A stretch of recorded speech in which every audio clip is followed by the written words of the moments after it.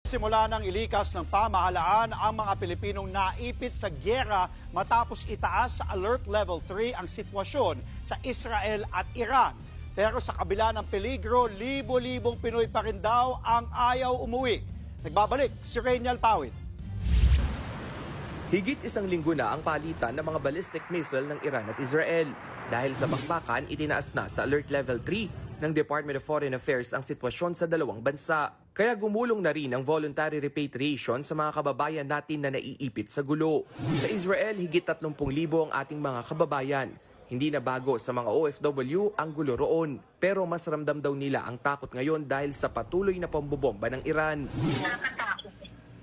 Nagdadasal ako na yung dinadasal ko ay hindi ko na alam anong mga lumalabas sa dinadasal ko. Yung kaba mo iba.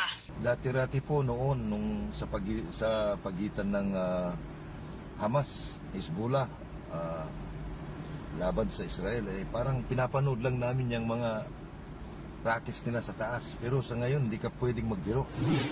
Sa tala ng DFA, 26 na OFWs na galing Israel ang tatawid sa Jordan ngayong weekend para sa kanilang repatriation. Kabilang sila sa 223 Pilipinong nagpasa na ng repatriation request sa embahada.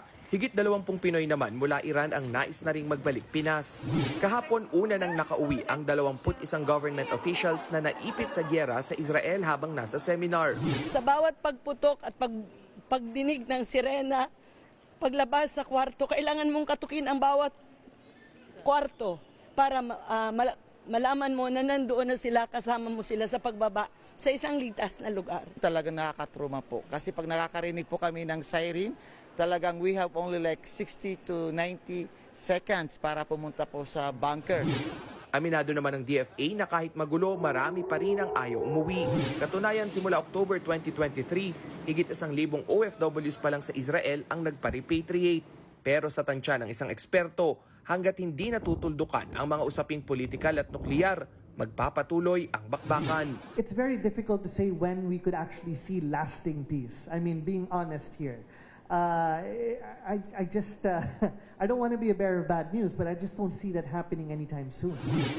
Para naman sa mga kababayan natin na nais magpasa ng repatriation request, i-email lang ang kopya ng passport, visa at cellphone number sa OWA.